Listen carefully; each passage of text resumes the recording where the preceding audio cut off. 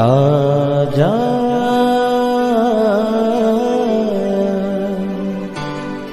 प्रभु यीशु के दर आजा, जीवन मिलेगा तुझे। आजा आजा प्रभु यीशु के दर आजा, जीवन मिलेगा तुझे। आजा आजा आजा आजा।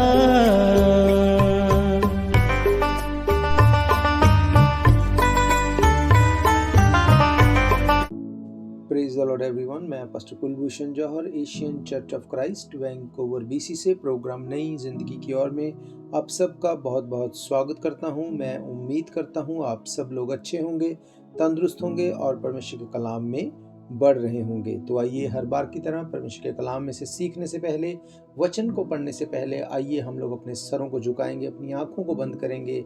आइए हम दुआ करेंगे। सर्वशक्तिमान परमेश्वर यीशु मसीह नासरी, हम आपका धन्यवाद करते हैं। आप अच्छे से अच्छे जीवित परमेश्वर हैं, दुआओं को सुनते हैं। धन्यवाद करते हैं आपने हमें ये मौका दिया, हम आपकी हुजूरी में बैठ सकें, आपके कलाम में से सीख सकें, वचनों में से पढ़ सकें। महान परमेश्वर, होने दे कि जब आज हम आपके कलाम को पढ़ें, इन वचनों को हम सुने, ये वचन हमें नई जिंदगी के साथ जोड़े। कोई अंधकार की शक्ति हमारे इन वचनों के फ्रूट को चुरा ना सके। यीशु मसीह के सामर्थी नाम से हम मांगते हैं, आमीन आमीन हालेलुया। तो मैं स्वागत करता हूं आप सबका प्रभु यीशु मसीह की हजूरी में। मैं ये उम्मीद करता हूं आप सब लोग अच्छे होंगे, तंदुरुस्त होंगे और परमेश्वर के कलाम में बढ़ रहे होंगे। हालेलुया। आज मैं आपसे बात करूंगा परमेश्वर के कलाम में से एक बहुत ही इंपॉर्टेंट टॉपिक के बारे में। हम लोग अक्सर इस बात को सुनते हैं या बोलते हैं कि अगर परमेश्वर मेरी लाइफ में है तो मेरी लाइफ ऐसी क्यों। अगर सचमुच कोई परमेश्वर है जिसने ज़मीन आसमान धरती सूरज चांद सितारे बनाए, अगर कोई सचमुच है तो मेरी प्रार्थना का उत्तर क्यों नहीं आता, मेरी ही लाइफ में ट्रबल्स क्यों हैं, मेरी लाइफ में प्रॉब्लम्स क्यों हैं। बहुत बार हम इन चीज़ों को सुनते हैं या सोचते हैं कि क्यों मेरे साथ ही बुरा होता है, क्यों चीज़ें फिक्स नहीं होती। आज मैं आपको परमेश्वर के कलाम में से इस भेद को बताऊंगा और मेरा ये फेथ है जब आप इस वचन को सुनेंगे आपकी लाइफ सेम नहीं होगी। आप इस बात को समझ जाएंगे कि कैसे आप अपनी प्रॉब्लम, अपनी स्ट्रगल, अपनी ट्रबल से छूट सकते हैं। हालेलुया। मैं आपके लिए परमेश्वर के कलाम में से पढ़ूंगा एक वचन को जो हमें मिलता है उत्पत्ति की किताब 3 अध्याय उसकी 8 आयत से। यहाँ पे लिखा है, तब यहोवा परमेश्वर जो दिन के ठंडे समय वाटिका में फिरता था का शब्द उनको यानी आदम और हवा को सुनाई दिया। तब आदम और उसकी पत्नी वाटिका के वृक्ष के बीच यहोवा परमेश्वर से छिप गए। तब यहोवा परमेश्वर ने पुकार कर आदम से पूछा, तू कहाँ है? उसने कहा, मैं तेरा शब्द बारी में सुनकर डर गया था, क्योंकि मैं नंगा था इसलिए छिप गया। उसने कहा, किसने तुझे बताया कि तू नंगा है? हालेलुया। बाइबल बताती है कि जब परमेश्वर ने आदम और हवा को बनाया, आदम और हवा को बनाने के बाद परमेश्वर ने उनको अदन की वाटिका में रखा और परमेश्वर ने उनको एक आज्ञा दी थी कि तुम इस एक फ्रूट को मत खाना, बाकी जो कुछ भी है तुम सब कुछ को खा सकते हो। पर बाइबल कहती है आदम और हवा ने परमेश्वर की अनआज्ञाकारिता की। सांप के द्वारा बहकाए जाने के द्वारा उन्होंने उस फ्रूट को खाया। जैसे ही उन्होंने उस फ्रूट को खाया तो बाइबल बताती है आदम को, हवा को ये पता चल गया कि हम नंगे हैं। और जब परमेश्वर शाम के टाइम, जब एवरी इवनिंग परमेश्वर उनको विजिट करने आता था, जब वो एक बार फिर से उनको उस अदन की वाटिका में विजिट करने आया, आदम और हवा को ना देख के परमेश्वर ने पूछा, तू कहाँ है? और आदम ने कहा, मैं उसकी आवाज़ सुन के डर गया और उसने कहा कि हम तेरे सामने नहीं आ सकते क्योंकि हम नंगे हैं। परमेश्वर ने उसको बोला, किसने तुझे बोल दिया कि तू नंगा है? मेरे प्रियो, ये बात अपने आप में बहुत भेद को समेटे हुए है। अब यहाँ पर जो हुआ हम जानते हैं। जब उन्होंने इस फ्रूट को खाया, उस समझ को जो परमेश्वर चाहता था अभी उनको ना मिले, उसको मिलने के कारण उनकी आंखें खुल गई। उनको पता चल गया कि हमने कपड़े नहीं पहने, इसलिए उन्होंने अपने आप को वृक्ष के पीछे छुपा लिया। पर अब अगर हम इस बात को देखें कि क्यों परमेश्वर ने उनको ये कहा कि किसने तुम्हें बताया तुम नंगे हो? क्या परमेश्वर उनको मिसगाइड कर रहे थे कि नहीं तुम नंगे नहीं हो? नहीं, ऐसा नहीं है मेरे प्रियो। धर्मशास्त्र और रैबिनिकल स्टडी इस बात को बताती है कि इस बात के लिए परमेश्वर पहले ही से जानते थे कि आदम और हवा गिरेंगे पाप में, और उनकी इस गिरने की वजह से बहुत कुछ खराब हो जाएगा, उनकी लाइफ पे बहुत इफेक्ट पड़ेगा। इसलिए परमेश्वर ने सृष्टि की रचना से पहले ही कुछ चीज़ों को बनाया था। कुछ चीज़ें जैसे हेवन को बनाया था, जैसे हेल को बनाया था, वैसे ही परमेश्वर ने रिपेंटेंस को, पश्चाताप को भी पहले ही से बनाया था। और परमेश्वर ने पश्चाताप को बना के आदम को ये बात बताई थी कि अगर कोई भी गलती होती है तो उसके लिए पश्चाताप करके गलती को सुधारा जा सकता है। पर बाइबल कहती है जब ये गलती उन्होंने की, परमेश्वर ये एक्सपेक्ट करते थे कि ये दोनों अपनी गलती को मानेंगे, पश्चाताप करेंगे और फिर से परमेश्वर के साथ जुड़ जाएंगे। पर आदम और हवा ने क्या किया? उन्होंने अपनी गलती को छुपाया और बोला, एक दूसरे को दोष लगाना शुरू किया कि आदम ने कहा मुझे हवा ने फ्रूट दिया, हवा ने कहा सर्प ने दिया। परमेश्वर ये बात को इस तरह से नहीं बोल रहे थे कि किसने तुम्हें बता दिया कि तुम नंगे हो। परमेश्वर इस बात से गुस्सा होके उनको बोल रहे थे कि क्या तुम्हें नहीं पता कि अगर तुमने पाप कर भी लिया तो रिपेंटेंस, पश्चाताप मैंने पहले से बनाया ताकि तुम पश्चाताप करो, अपने गुनाहों से छूट जाओ। हालेलुया मेरे प्रियो, बाइबल बताती है परमेश्वर ने फ्यूचर पहले बनाया, उसके बाद प्रेजेंट और उसके बाद पास्ट। हम अपनी लाइफ में कैसे जीते हैं? पास्ट, प्रेजेंट और फ्यूचर। पर परमेश्वर ऐसे नहीं चलते। परमेश्वर ने पहले फ्यूचर बनाया। क्यों मैं इस बात को बोल रहा हूं? अगर मैं आपको पढ़ाऊं यशाया नबी की किताब, उसका 46 चैप्टर, उसकी 10 आयत से, वहां पे लिखा है, मैं तो अंत की बात आदि से और प्राचीन काल से उस बात को बताता आया हूं जो अभी तक नहीं हुई। मैं कहता हूं मेरी युक्ति स्थिर रहेगी और मैं अपनी इच्छा को पूरी करूंगा। हालेलुया। बाइबल बताती है, परमेश्वर कहता है मैं अंत की बात आदि से बताता आया हूं। अंत की बात मीन्स एंड को, आदि से मीन बिगिनिंग से मैं बताता आया हूं। परमेश्वर ने एंड को पहले बनाया, इसीलिए उसने बिगिनिंग में उस अंत के बारे में बताना शुरू किया। कैसे बताना शुरू किया? जब अब्राहम इसहाक को बलिदान करने जा रहा था, परमेश्वर ने उसको बोला तुझे ऐसा नहीं करना, और उस बलिदान की जगह परमेश्वर ने एक मेढ़ा जो सींगों से झाड़ियों में फंसा हुआ था उसका बलिदान करने के लिए दिया। ये प्रभु यीशु मसीह के बलिदान को दर्शाता है।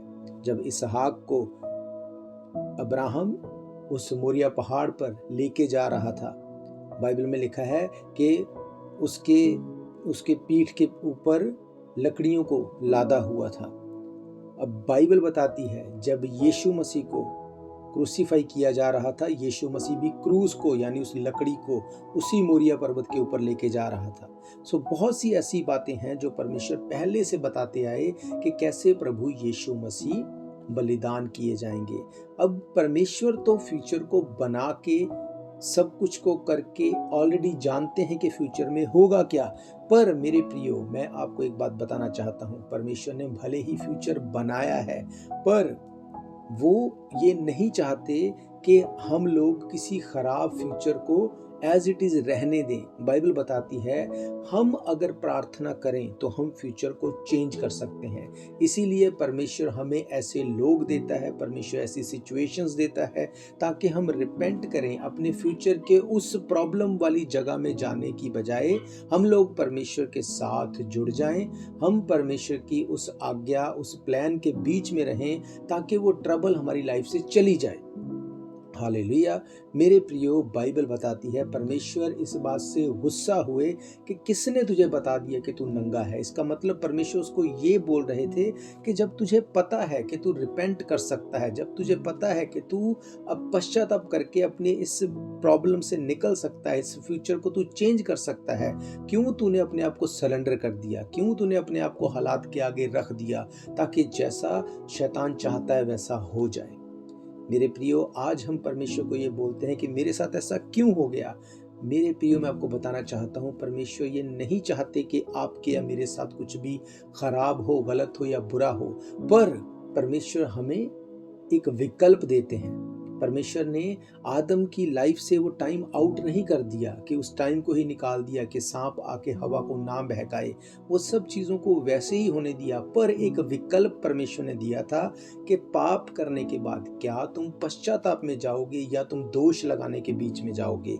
अब आदम और हवा ने इस बात को चुना कि हम पश्चाताप नहीं करेंगे, हम दोष लगाएंगे, इसलिए वो फ्यूचर वैसे का वैसा रहा और ट्रबल उनकी लाइफ से दूर नहीं हुई।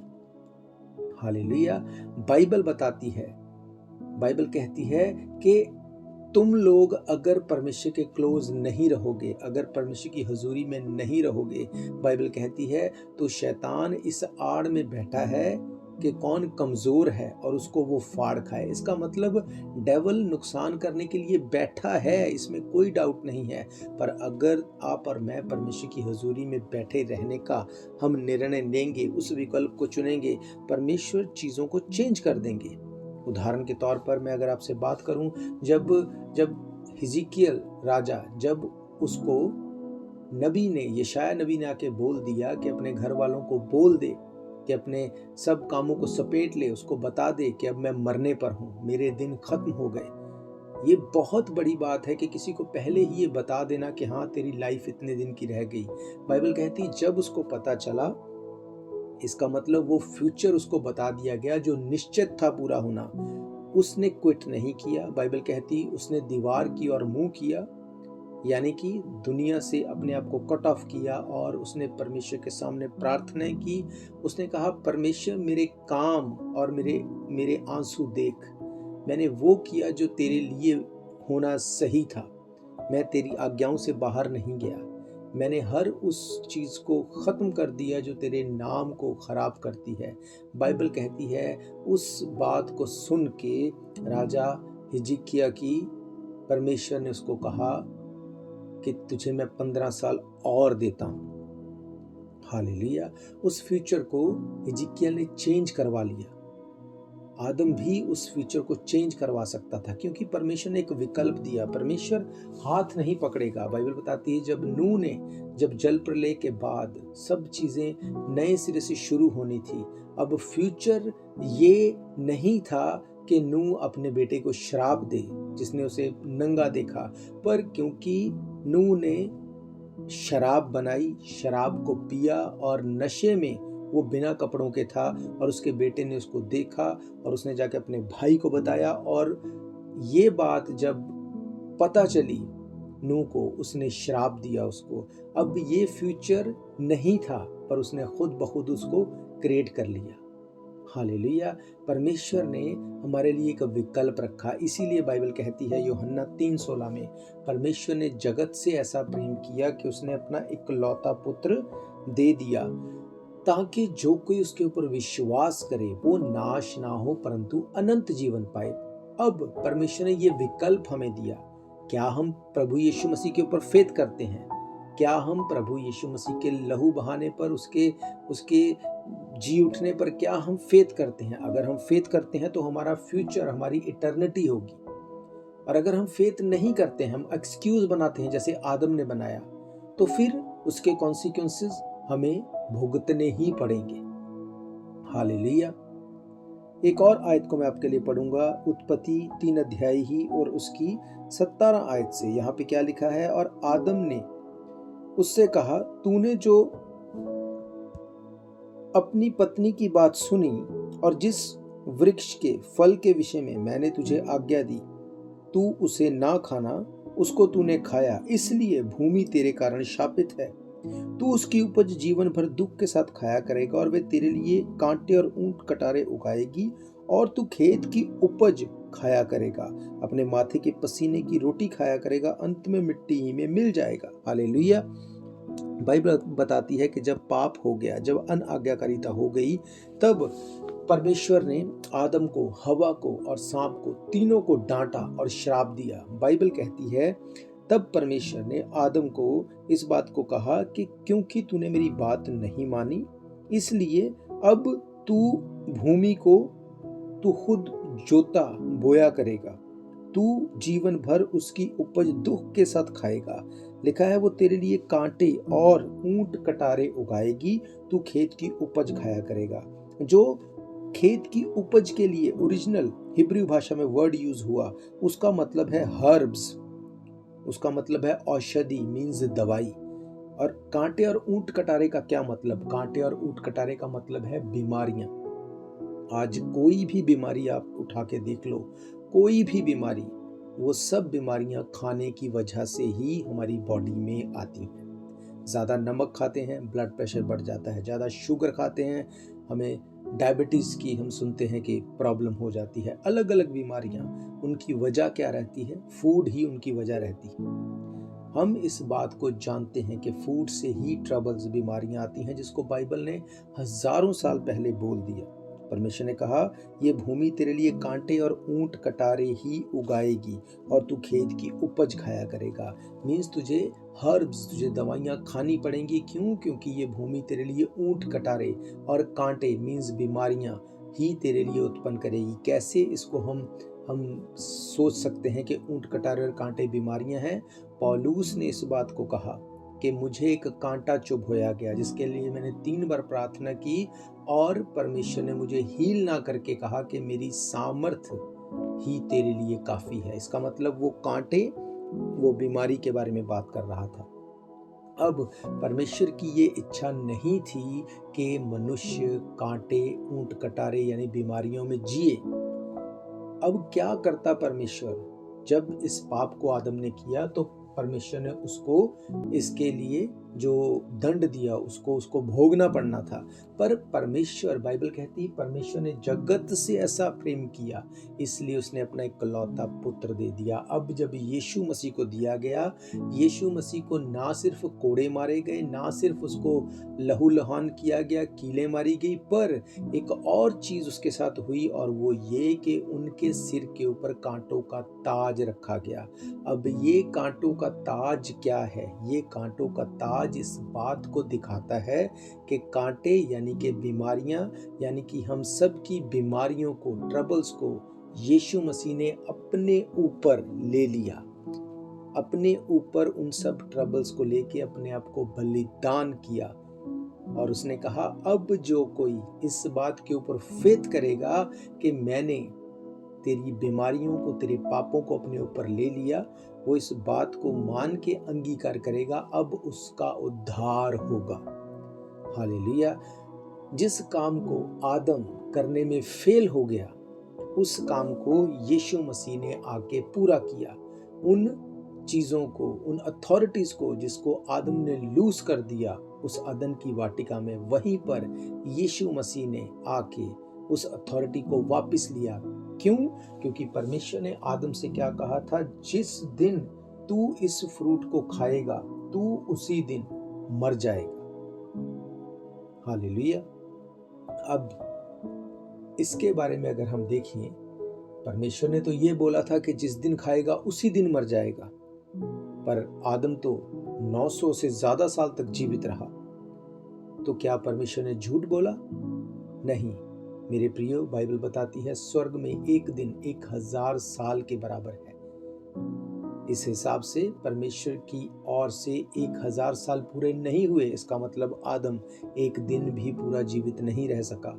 जिस आदम के पाप की वजह से मौत लाइफ में एंटर हुई, उस जगह पे ही यीशु मसीह ने मौत के ऊपर जीत प्राप्त करके, जय प्राप्त करके तीसरे दिन मुर्दों में से जी उठ के इस चीज को प्रूफ कर दिया कि अब मौत और अधोलोक की कुंजियां मेरे हाथ में है, यीशु मसीह ने कहा। हालेलुया। मेरे प्रियो, कोई भी इस धरती के ऊपर मर के नहीं जी उठा। क्यों? क्योंकि हम आदम की संतान हैं। बाइबल कहती पहले मनुष्य के द्वारा मौत इस धरती के ऊपर आई, जिंदगी में आई, और आखिरी मनुष्य के द्वारा जिंदगी। इसका अब क्या मतलब? इसका मतलब पहला मनुष्य आदम, जिसको परमेश्वर ने मिट्टी में से बनाया था, उसका कोई वर्डली फिजिकली फादर नहीं था।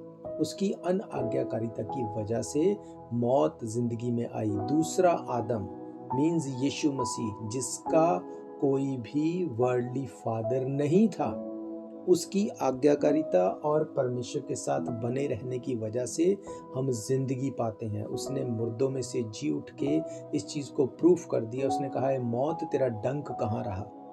उसने मौत के ऊपर जय प्राप्त करके चीजों को चेंज कर दिया। हालेलुया। आज हम अगर ये बोलते रहें, परमेश्वर मेरे साथ ऐसा क्यों, मेरी ही जिंदगी में सारे दुख, सारी बीमारियां क्यों, सारी ट्रबल, सारी प्रॉब्लम मेरे ही साथ क्यों, परमेश्वर तो कुछ करता क्यों नहीं? मेरे प्रियो, परमेश्वर ने ऊपर से कुछ भी नहीं फेंकना। परमेश्वर ने आपका हाथ पकड़ के आपसे कुछ नहीं करवाना। परमेश्वर ने हमें विकल्प दिए हैं, परमेश्वर ने हमें रास्ते बताए हैं। बाइबल कहती है परमेश्वर ने अपना लोगोस यानी कि एक लिखा हुआ वचन, जो कि ये बाइबल है, हमें दी। अब इस बाइबल को अगर हम पढ़ते हैं, इसके ऊपर फेथ करते हैं, हम चीज़ों को चेंज होते देखते हैं। क्यों? क्योंकि तीमुथियुस की किताब ये बताती है कि ये वचन जीवित वचन है। बाइबल कहती है जैसे परमेश्वर ने आदम को बना के उसमें अपनी सांस को फूंक दिया और आदम जीवती जान हो गया, उसी तरह से परमेश्वर ने इस जीवित वचन को बना के इसके ऊपर अपनी सांस को फूंक दिया और ये वचन भी जीवित हो गया। आज ये वचन हमसे बात करेगा अगर हम इसके साथ समय देंगे। मेरे प्रियो, अगर आप आज बाइबल को पढ़ेंगे, वो आपसे अलग तरह से बात करेगी। वही बाइबल अगर आप कल पढ़ेंगे, वो आपसे अलग तरह से बात करेगी। बाइबल एक ऐसी किताब है जो एवरी डे हेवन से अपडेट होती है। एवरी डे आप उसको पढ़ेंगे, वो आपसे अलग तरह से बात करेगी। हालेलुया। मेरे प्रियो, परमेश्वर ने कहा कि मैं तो अंत की बात आदि से और प्राचीन काल से उस बात को बताता आया हूं जो अब तक नहीं हुई। मैं कहता हूं मेरी युक्ति स्थिर रहेगी और मैं अपनी इच्छा पूरी करूंगा। परमेश्वर की ये इच्छा नहीं मेरे प्रियो कि आप ट्रबल में रहें, आप बीमारी में रहें, आप घटी में रहें, आप प्रॉब्लम में रहें। ये परमेश्वर की इच्छा नहीं है। परमेश्वर की इच्छा ये है कि आप भलो, पूरो और भर जाओ। परमेश्वर ये चाहते हैं कि आप भरें, आप फूलें, आप भर जाएं, आप ब्लेस हों। ये परमेश्वर की इच्छा है। बाइबल कहती है, परमेश्वर ने कहा मैं तुम्हें बढ़ाऊंगा और बहुत बढ़ाऊंगा। ये परमेश्वर की इच्छा है। परमेश्वर नहीं चाहता कि हम घटी में जाए, कमी में जाएं, पर इसके साथ साथ वो हमारा हाथ पकड़ के भी नहीं चलाएगा जब तक हम उसके वचन को, लोगोस वर्ड को, लिखे हुए वचन को, इस बाइबल को पढ़ेंगे नहीं। हम उन ट्रबल से नहीं छूट सकते जो हमारी जिंदगी में चल रही हैं। हालेलुया। बाइबल बताती है परमेश्वर ने उनको भले ही दंड दिया कि ये भूमि तेरे लिए कांटे और ऊंट कटारे उगाएगी। भले ही परमेश्वर ने बोल दिया कि तू खेत से हर्ब्स खाया करेगा, अब दवाइयां तेरी लाइफ में आ जाएंगी, अब ट्रबल्स तेरी लाइफ का हिस्सा होगी, पर उसके साथ साथ परमेश्वर ने अपने प्यार को दिखाया। कैसे दिखाया? परमेश्वर ने अपने इकलौते पुत्र को दिया। बाइबल कहती है अब जो कोई उसके ऊपर फेथ करेगा वो नाश नहीं होगा, वो अनंत जीवन का भागी होगा। मेरे प्रियो, ये परमेश्वर की इच्छा है आज आपके लिए, मेरे लिए। वो हमसे प्रेम करता है और वो चाहता है कि हम ट्रबल से निकल जाएं, बीमारियों से, प्रॉब्लम से निकल जाएं। पर अब प्रॉब्लम ये है कि हम कौन सा विकल्प चुनते हैं। हम कौन सी चॉइस करते हैं। जैसे आदम और हवा ने जो परमेश्वर ने बताया उसको ना करके गलती की, और जब परमेश्वर ने पहले ही से पश्चाताप को, रिपेंटेंस को बना दिया था, उसको भी उन्होंने नहीं लिया और उन्होंने कहा कि हम इसलिए छिप गए थे कि हम नंगे हैं। मेरे प्रियो, अगर आज आप और मैं परमेश्वर से छिपेंगे, अगर हम ऐसा बोलेंगे कि हमें तो पता नहीं था, ये अपने आप को छिपाने वाली बात है। पर अगर हम आगे आके अपने आप को उसके आगे सरेंडर करेंगे, अपनी गलती गुनाहों को मान लेंगे, पापों से तौबा करेंगे, उसने कहा मैं तेरे पापों को माफ करने में सामर्थी हूँ। बाइबल कहती है तुम अपना मुकद्दमा मेरे सामने लेके आओ, आओ हम वाद विवाद करें। परमेश्वर ने कहा अगर तुम्हारे पाप लाल रंग के, बैंजनी रंग के, कितने भी बुरे खराब क्यों ना हो, मैं उन्हें बर्फ के समान श्वेत कर दूंगा, उसे अपनी पीठ के पीछे फेंक दूंगा, मैं उसको कभी याद भी नहीं करूंगा। वो ऐसा प्रेम करने वाला परमेश्वर है। पर अगर हम चाहते हैं कि ये वचन हमारी लाइफ में पूरे हों, परमेश्वर की ये प्रॉमिसेस, उसकी प्रतिज्ञाएं हमारी लाइफ में पूरी हों, तो मेरे प्रियो हमें अपना हिस्सा करना पड़ेगा। जैसे आदम ने पश्चाताप को नहीं चुना, मिस कर दिया, हमें वो गलती नहीं करनी, हमें पश्चाताप करना है, हमें रिपेंटेंस में जाना है, क्योंकि यही परमेश्वर ने फिर से कहा। उसने कहा मन फिराओ और लौट आओ, क्योंकि परमेश्वर का राज्य निकट है। सचमुच यीशु मसीह बादलों पे जल्द आने वाले हैं। उससे पहले हम अपने गुनाहों को मान ले, छोड़ दें, अपना उद्धारकर्ता मुक्तिदाता उनको ग्रहण करें, ताकि हम स्वर्ग में उठाए जाएं। हालेलुया। मेरा ये विश्वास है मेरे प्रियो, आज के बाद हम कंप्लेंट नहीं करेंगे इसके लिए परमेश्वर मेरे साथ ऐसा क्यों। हम अपने सही विकल्प को चुनेंगे, हम सही अपनी उस चॉइस को हम फॉलो करेंगे, हम बाइबल को पढ़ेंगे, हम प्रार्थना करेंगे, आराधना करेंगे, फास्टिंग करेंगे, हम परमेश्वर के साथ समय बिताएंगे, ताकि हम उसकी आवाज़ को सुन सकें, हम आदम की तरह उस आवाज़ को मिस ना कर दें और कहीं अपना नंगापन हमें सिर्फ ना दिखता रहे। हम पश्चाताप करें और अपने पापों से छूट जाएं। हालेलुया। तो मेरा ये विश्वास है ये वचन आपकी ज़िंदगी में काम करेंगे। आइए अपनी आंखों को बंद करेंगे। अगर इस प्रार्थना को आप मेरे पीछे दोहराना चाहते हैं, आप अपने पापों से तौबा करना चाहते हैं, आप मेरे पीछे इस प्रार्थना को दोहरा सकते हैं और उसके बाद मैं आप सबके लिए दुआ करूँगा। आओ हम प्रार्थना करेंगे।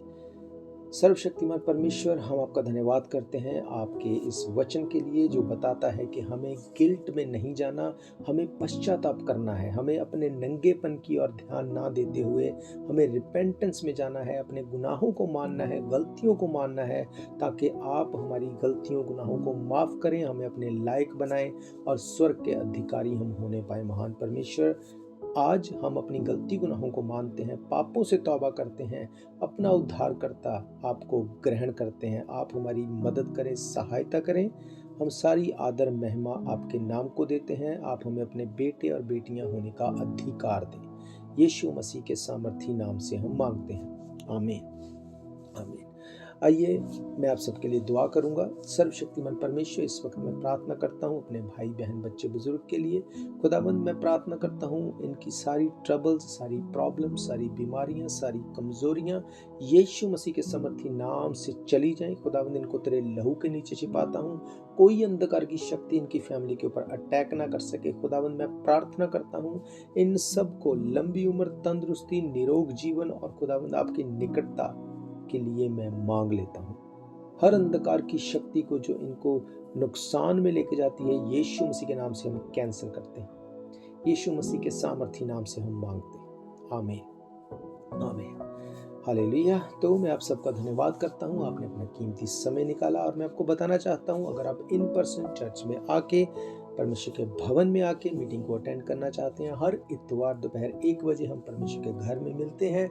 एड्रेस आप जानते हैं, 660 east 51st Avenue, Vancouver, BC। इसके अलावा अगर आपकी कोई भी प्रेयर रिक्वेस्ट है, कोई भी आपका क्वेश्चन है, तब भी आप हमें संपर्क कर सकते हैं। आप हमें कॉल कर सकते हैं 7788922250, 6044540101। तो इसके अलावा अगर आप टीवी के माध्यम से, रेडियो के माध्यम से, यूट्यूब के माध्यम से या अलग अलग सोशल मीडिया के माध्यम से भी हमसे जुड़ना चाहते हैं, तो आप हमारे पेज के ऊपर, यूट्यूब चैनल के ऊपर जाके इन सब जो स्केड्यूल्स हैं उनको आप ले सकते हैं। आप हमें कॉल कर सकते हैं, ईमेल कर सकते हैं। तो हम फिर मिलेंगे नेक्स्ट वीक प्रभु यीशु मसीह की हुजूरी में। तब तक के लिए आप सबको प्रेज द लॉर्ड, जय मसीह की। God bless you all. Thank you.